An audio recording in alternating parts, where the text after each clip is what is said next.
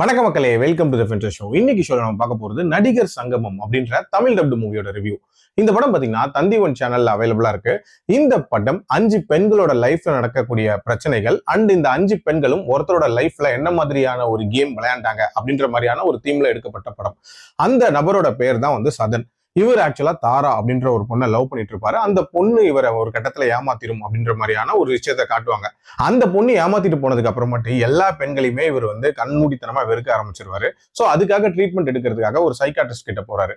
அந்த சைக்காட்ரிஸ்டோட பிஏ ஒருத்தங்களை காட்டுறாங்க. சோ அவங்களுக்கு ஒரு பிரச்சனை அப்படின்ற மாதிரி ஆரம்பிக்குது. அதுக்கப்புறம் இந்த 5 பெண்களோட பிரச்சனையுமே காட்டுவாங்க. அதாவது ஒரு பொண்ணுக்கு லவ்ல பிரச்சனை அண்ட் இன்னொரு லேடி தாபால ஒர்க் பண்ணுவாங்க. சோ ஹஸ்பண்ட் அண்ட் ஒய்ஃப்குள்ள இருக்கக்கூடிய பிரச்சனை, இந்த மாதிரி நிறைய பிரச்சனைகளை காட்டுவாங்க.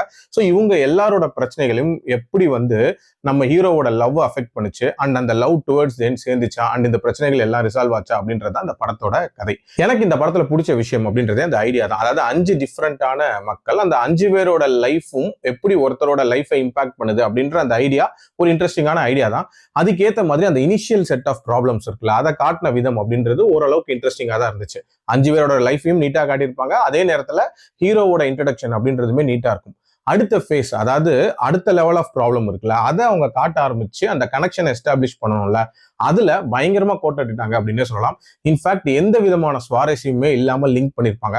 அண்ட் ஒண்ணுக்கு ஒண்ணு ஸ்டாண்ட் அலோனா பார்த்தாலுமே பெரிய லெவல்ல இம்பாக்ட் கொடுக்கக்கூடிய ப்ராப்ளம் மாதிரியே இல்லை அப்படின்னே சொல்லலாம். ஆல்சோ நிறைய காட்சி அமைப்புகள் அப்படின்றதுமே ரொம்ப ரொம்ப செயற்கைத்தனமா அமைச்சிருந்தாங்க. அதே மாதிரி இந்த படத்துல பெண்ணுரிமை ரிலேட்டடான சில விஷயங்கள் பேசணும் அப்படின்ற மாதிரி யோசிச்சிருக்காங்க. பட் அந்த இம்பாக்ட் அப்படின்றது கிரியேட் பண்ண தவறிட்டாங்க அப்படின்னே சொல்லலாம். அதுவும் ரொம்ப ரொம்ப நார்மலா பேசின மாதிரி தான் இருந்துச்சு. ஓவரால் டிஃபரெண்டான ஐடியாவா இருந்தாலும் எக்ஸிகியூஷன் அப்படின்றது ரொம்பவே சுமார் தான். என்ன பொறுத்த வரைக்கும் ஸ்கிப் அப்படின்னு தான் சொல்லுவேன். என்னோட ரேட்டிங் இந்த படத்துக்கு 1.75 out of 5. அடல்ட் கண்டென்ட்லாம் பெருசா இல்ல, பார்க்கணும்னா உங்க விருப்பம். மீண்டும் அடுத்த விமர்சனத்தில் சந்திக்கிறேன். நன்றி, வணக்கம்.